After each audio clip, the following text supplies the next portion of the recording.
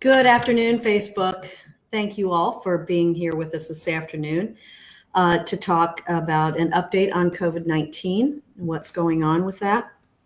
As most of you know, the state of Missouri today has lifted the stay-at-home order in most areas of the state. St. Louis, Kansas City, Springfield, and Columbia have not lifted the stay-at-home order at this point because these locations have a lot more incidence of the virus than in other areas of the state. There are actually counties in the state that only have a couple of cases of COVID-19. So it makes sense for us to have a different approach here in the St. Louis region than it does in some of those other counties. So that began today in the rest of the state of Missouri. There still are restrictions, even with the state lifting the order having to do with social distancing primarily. But here in St. Louis, we have not lifted the stay-at-home order. Over the weekend, we had Saturday and Sunday, we had 154 new cases in the city of St. Louis. That brings our total number of cases in the city to 1,345 with 70 deaths. Confirmed cases in St. Louis County to 3,521. So the combination of those two numbers is right at 5,000 cases. And that compares with about 8,300 cases in the entire state. So as you can see, we continue to have the majority of the cases right here in the St. Louis region, about 2/3 of the cases when you include St. Charles, which has 612 cases. So we continue to have community spread. We do believe that we have hit the peak. We're heading down the other side of that curve. Not very rapidly, I might add, but we are heading down the other side of that curve. I'm looking to see if I got some new numbers here. Yes, I did.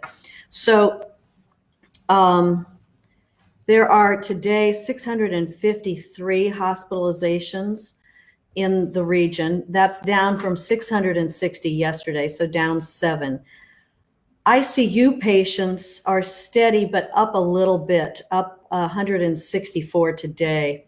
There were 158 yesterday. People on ventilators are about even with about 110 today. So looking at that day to day, we have to consider a moving average. It is a little bit better day to day in most of these stats, but still a very serious situation. So that is those are the numbers right now for COVID-19. I ask for your patience, and I know it's hard, and I know your patience is wearing thin. I understand that. My own patience is wearing thin, but we've got to be firm here and continue the stay-at-home order for a while longer.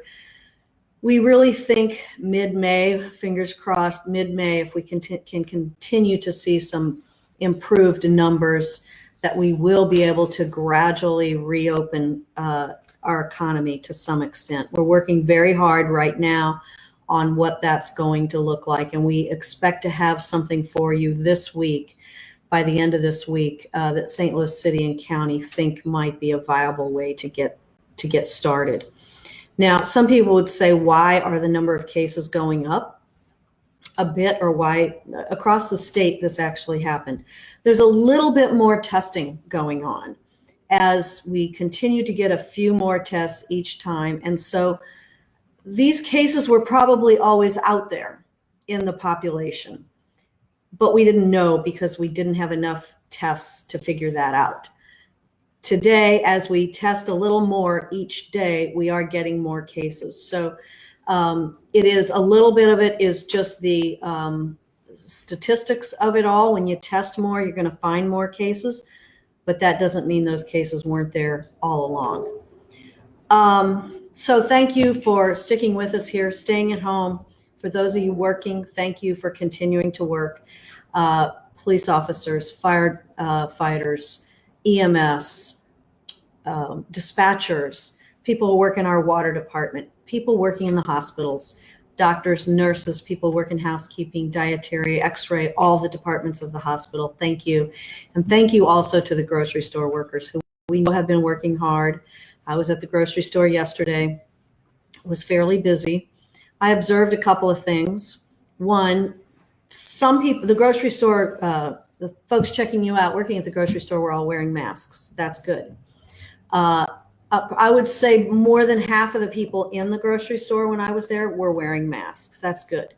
But we really are strongly recommending that everybody wear a mask when they go out in public, when it is unpredictable as to whether or not you're going to be able to socially distance. And I think that's certainly true at the grocery store.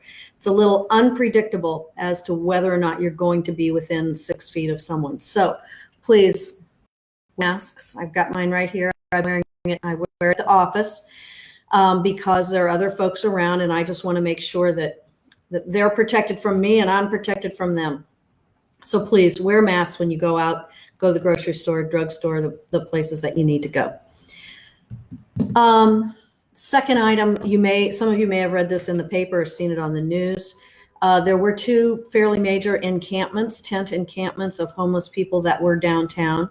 I want to give a thank you to the volunteer outreach workers who have who work year round with the homeless population in conjunction with some of the folks on the continuum of care and our own human services department.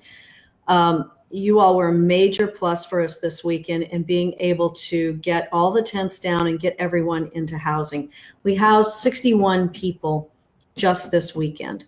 The week or 10 days before that, we had housed about 40 people. So we have housed over 100 people who would not otherwise have been housed over the last week and a half or so. This weekend was a major effort. All of my executive team was out working on this, along with our human service people. And of course, as I mentioned earlier, our appreciation to the volunteer outreach workers who are really so instrumental in assisting with this process. The parks, the 2 parks are closed for restoration is what I'm going to call it right now. You've all seen that in other parks. So we've got to do some grass cutting. We've got to do some restoring of some turf. We're also going in to clean those parks extra good, more than we do just on a regular daily basis. So they are, we're working on those 2 parks downtown. It'll take a little while for that to get done, not long, but though they're closed right now so that we can clean them very well and restore them. So that is a bit of success. As most of you know, the city of St. Louis has procured 230 new beds that did not exist before COVID-19. Those beds replace some of the beds that the normal shelter providers had to reduce their population. And so these 230 beds replace those. And we appreciate everyone's help in doing this. We know that the city has for a long time, let me start over on that. We, for a long time, have had many of the homeless population. I talked with many folks over the weekend, and our outreach workers talked with many folks. We know that a lot of the folks that we are trying to help and we want to continue to help are not from the city of St. Louis. Many of them are from St. Louis County. I talked to a gentleman from Wentzville. I talked to someone from Effingham, Illinois, and Peoria, Illinois. I talked to a group of people from Valley Park. I talked to someone from Springfield, Missouri. So a lot of folks congregate and come here because they know there are services here. And so we're looking for help from other cities, other counties, in order to help provide the services needed for our homeless population. Especially during a pandemic, they need to have a roof over their head. They need to have a roof over their head every day, but especially during a pandemic. Our goal is to move people from shelter into permanent housing, into an apartment, which is frankly a much more economical way to provide housing for people as well. So people need services. Some need mental health services. Some need drug services. Some need help getting a job. Some need very temporary assistance. So we have to, our caseworkers will work with those folks in order to try to get them into permanent housing. What else, Jacob? Do we have questions, or is there? We do have questions if you're ready for them. I'm ready for questions. One on the issue that you were just talking about. Where are the extra rooms that the city brought online for the unhoused community, and is there a wait list for to have access to them? So I'll tick through them. I think I've done this before, but there are 3 churches that are providing among them 75 rooms. We have rooms at the Western Inn. We have that's 33 rooms. We have rooms at the Mark Twain Hotel downtown. That's about 24, 25 rooms right now. We have 28 beds at Booter Recreation Complex. That's a triage center where hopefully we can send folks out from there. We also have at what's formerly known as the Little Sisters of the Poor. It's now called Sisters Mission, so you'll hear it called both things. There are 26 plus 51. There are about 77 rooms there. So those are the locations that we've added. That adds up to more or less 230. And we have rooms. It's now 20 rooms at another hotel that we're also placing people in. So there are still rooms, there are still beds available in those locations. And so we are open to filling all of those beds.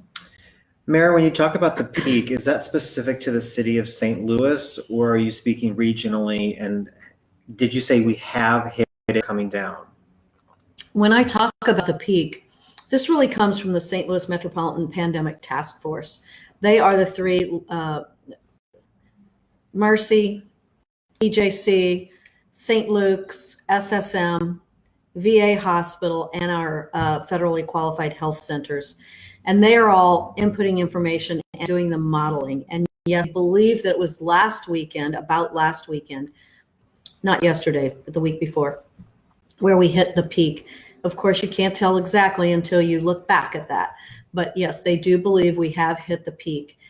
We are very hopeful that we can sustain that downward, even though it's very gradual. We are hopeful that we can sustain that downward trajectory in the face of reopening much of the state's economy. So we'll have to see how that goes. The incubation period on this is about 14 days, up to 2 to 14 days, it's said. And so, you won't see something instantly.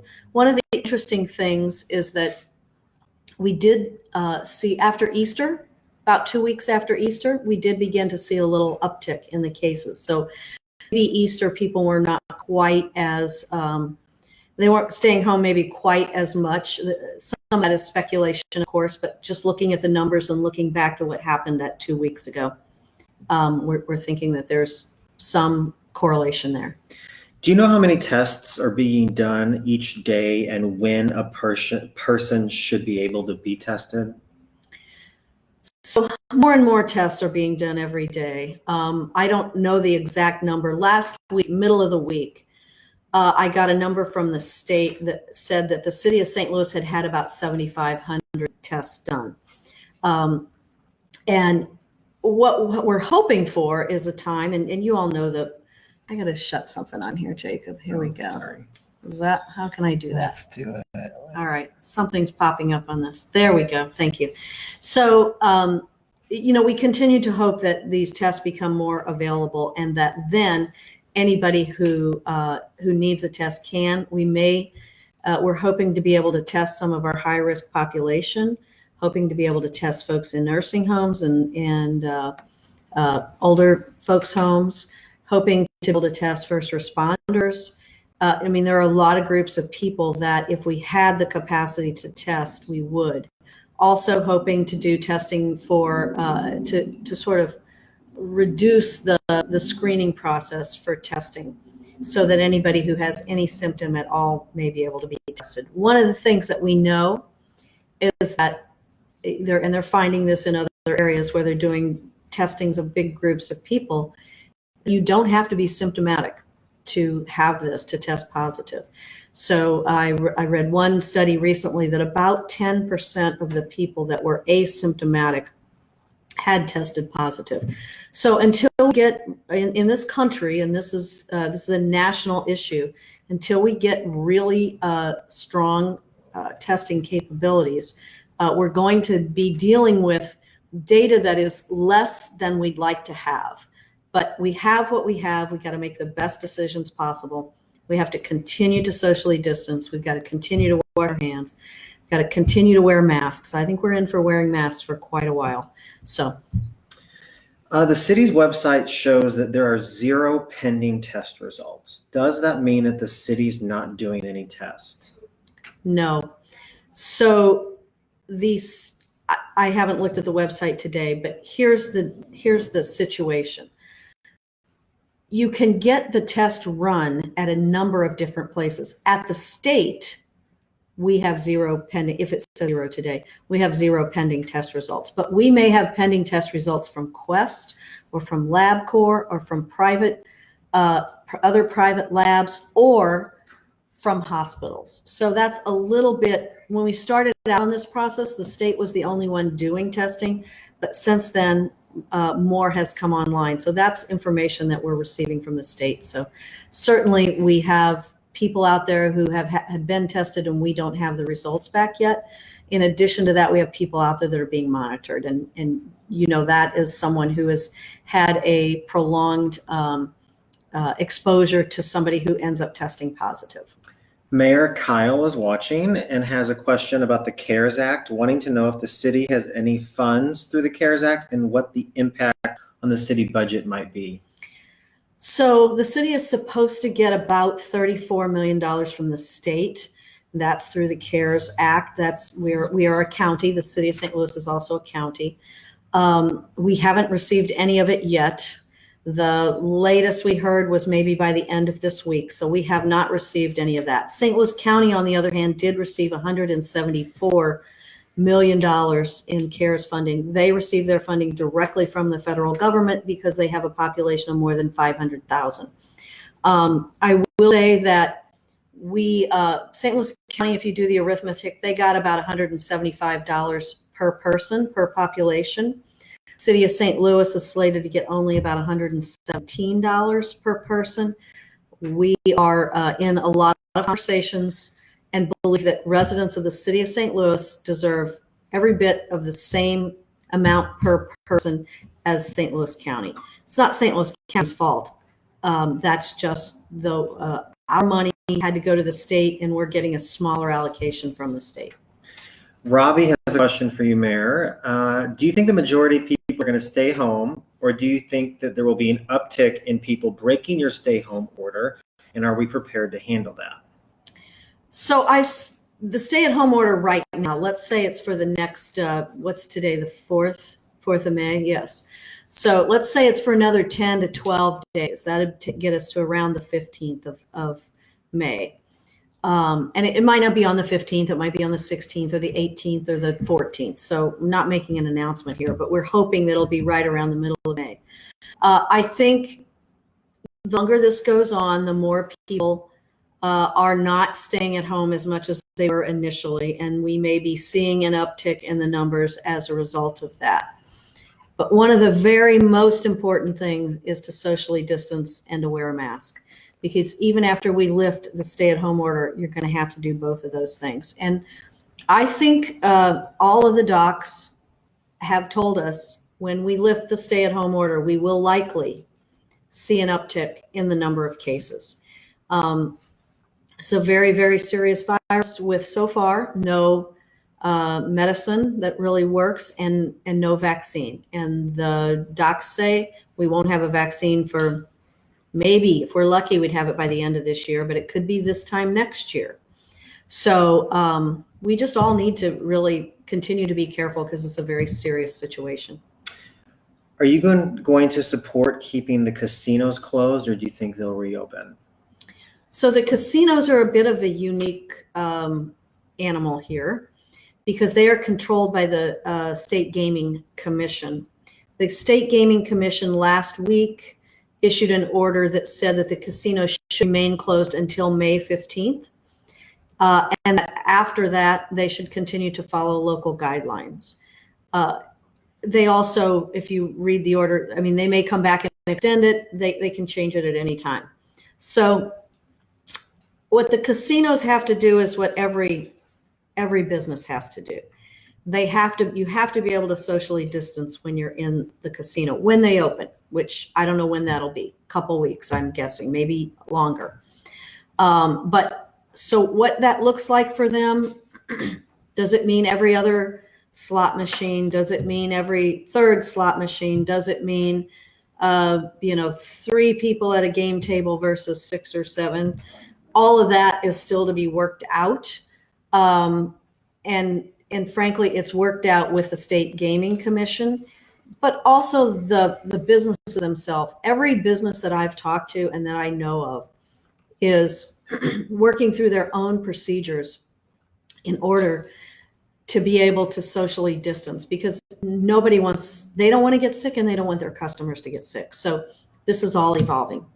What does the reopening schedule look like for the city of St. Louis? In other words, is there any guidance you're prepared to give various businesses about what they should do when they can reopen?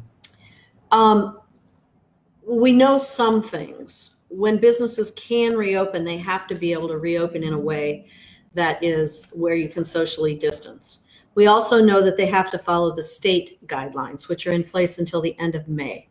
The state guidelines say that if you have 10,000, if you're retail, you have 10,000 square feet of space, then you can have 25% of your occupancy. If you have over 10,000 square feet, you can have 10% of your occupancy. So the state has issued an order. It's a pretty brief order. It's only 2 pages long, easy to understand. So that is the minimum. And then in addition to that, we are going to try to give additional guidance, recognizing though that these businesses, the types of businesses, they know probably better than we do here in the mayor's office how their business can operate. They're going to have to be able to provide for social distancing, and masks are strongly recommended. Is there a plan for a second wave of COVID-19 in the fall or winter? So there is a plan, if you will, for a second wave of COVID-19, although we're trying to avoid that second wave for sure. And that includes very serious, it never stops from now till we have a vaccine for this. It includes very serious testing and contact tracing.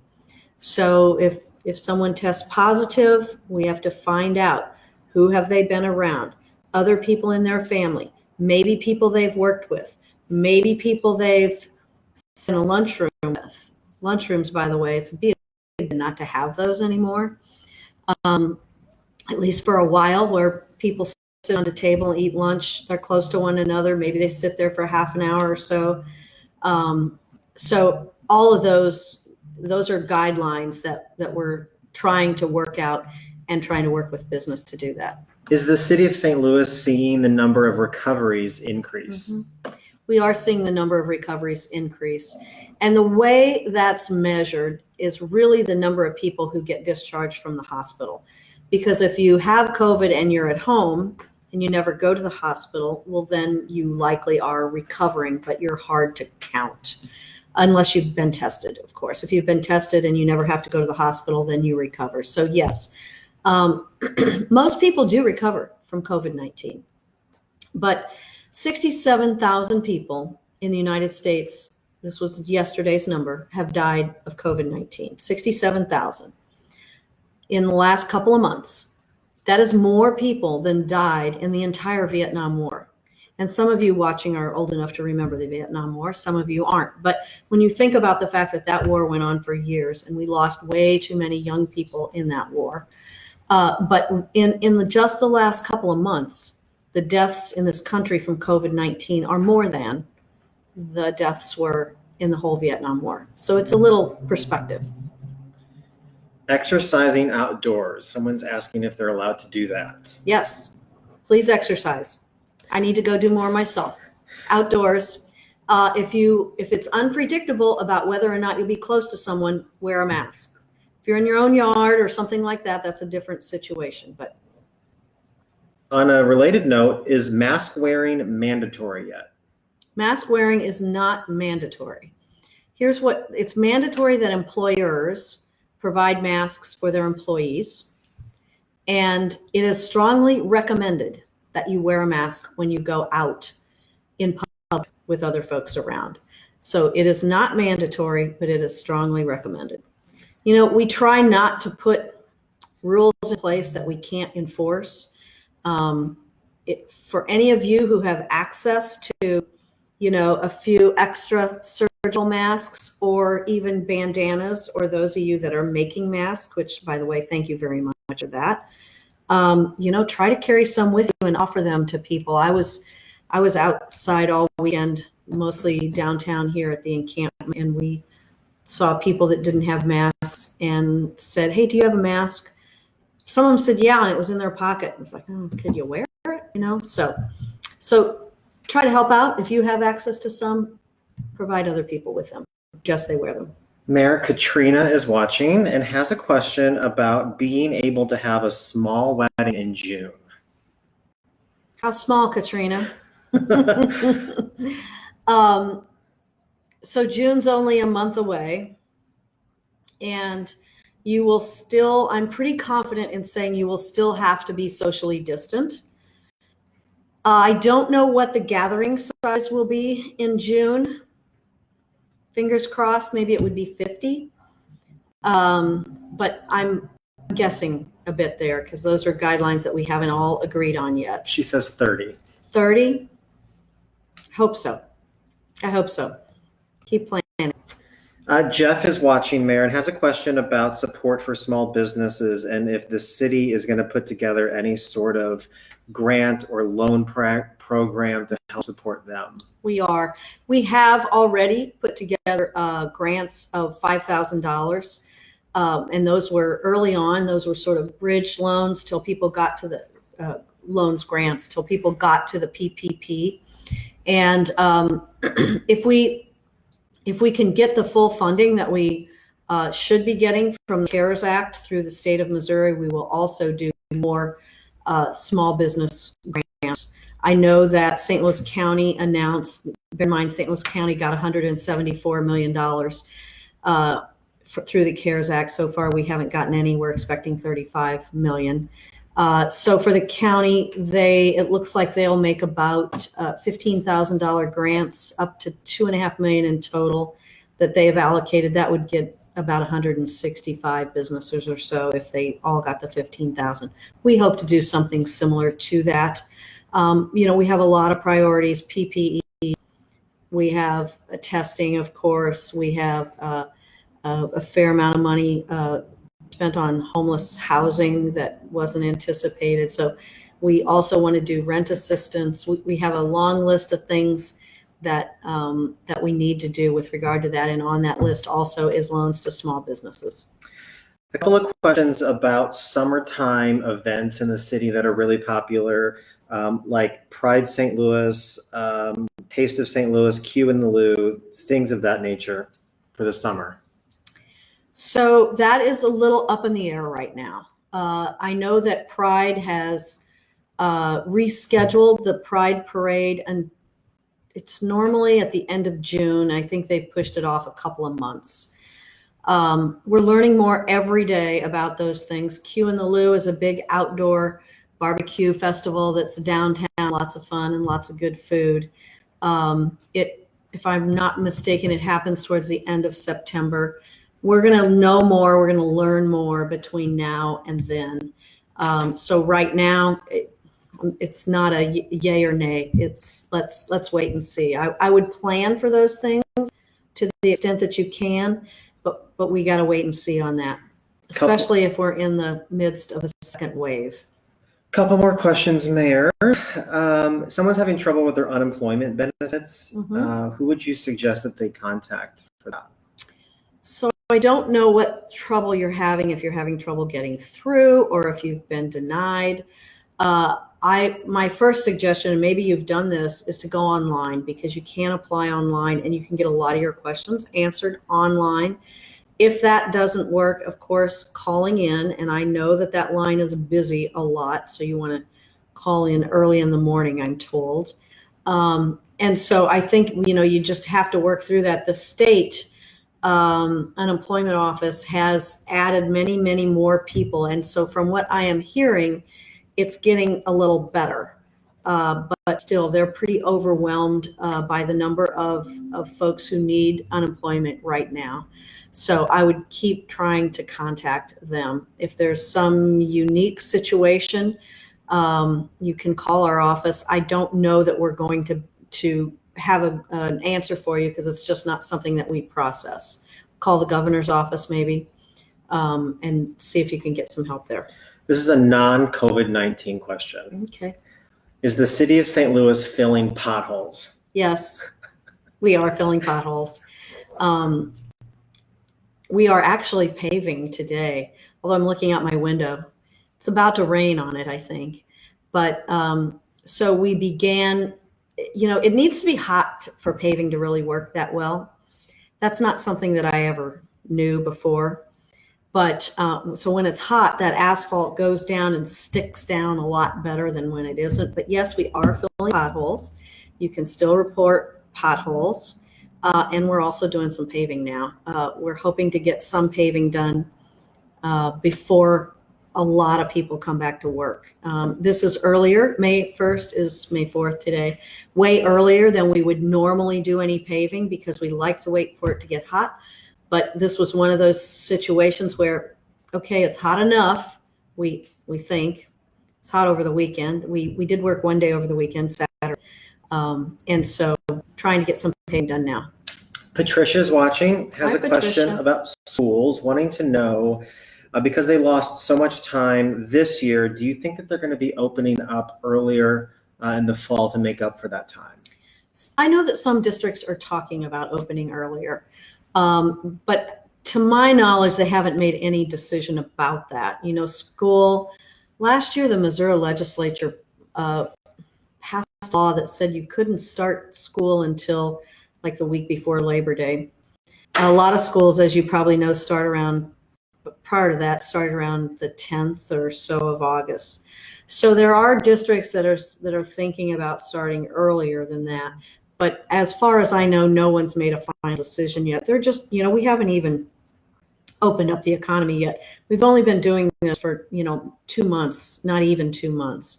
And so when you think about, we've got June, July, and another 2 months here, and we're going to have to see what happens.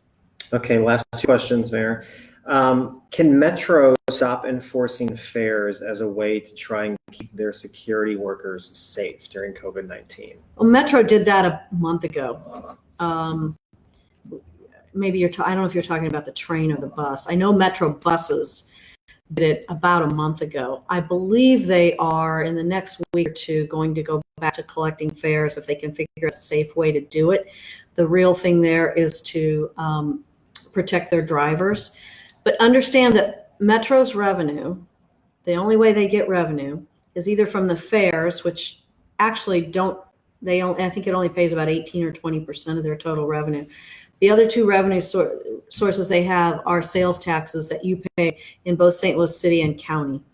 And that's Metro's only revenue. Sometimes some federal revenue, but usually not for operations. It's more for things like buying new buses and that sort of thing. So because the economy's been shut down and sales taxes are way down, Metro's city's revenue is way down, the county's revenue is way down. And that means Metro's revenues are way down too. So Metro's trying very hard right now to figure out how to continue to have enough money to operate, how to keep their drivers safe, their workers safe, and how to get you back and forth to work in the grocery store or wherever you need to go. So it's quite a balancing act that Metro has now. There is one thing I want to say about Metro. I don't know if they've done this or not yet, but they really want you to wear a mask on Metro. You're on a bus, you're close to other people. There's some consideration about making masks required on Metro. buses or trains. You all, everybody can make a mask out of an old handkerchief or a bandana or an old t-shirt or something. We can all do that. And if we could just all do that and take it seriously, especially on our public transportation system, it's just really important. Mayor, Debbie is watching and wants to know if you had a secret haircut. I did not have a haircut, Debbie. See how long it is? But I'm going to tell you that I did dye my hair myself, although my stylist says I should say colored it. You dye eggs, you color hair. That's what he tells me. But I dyed my hair myself, not this past weekend, but the weekend before that. And I hadn't done that since I was a teenager. So anyway. And then final question, AJ's watching and would also like to know if you could include rideshare drivers, taxi drivers, delivery drivers who are also on the front lines in your routine shout outs. Yes, thank you for that reminder. Taxi drivers, rideshare drivers. We used a lot of taxi drivers this weekend as we were helping to place people into housing. And I give a little shout out to Laclede Cab for their great service with us this weekend. Again, cab drivers are wearing masks. Most of them that I saw wear a mask if you use that. And they're on the front lines. People have to get to work. And so let's just all be respectful, considerate, good neighbors to one another and wear our masks. Anything else? Anything else? I like to end by thanking everybody, folks that are on the front line, taxi cab drivers, of course, police, fire, dispatchers, people who work at the airport, water department, refuse drivers, folks that are cutting grass in our parks, hospital workers of all stripes, grocery store workers, people who are checking you out, people that are stocking the shelves, people that are cleaning the grocery stores. Thank you all. That's really hard. You're going to work. And thank you all who are staying home.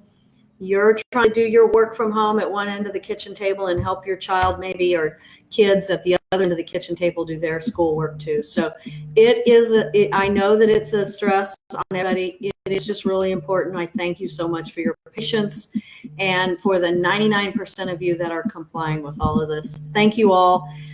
Really appreciate you tuning in, and we'll talk to you again on Wednesday. Thanks.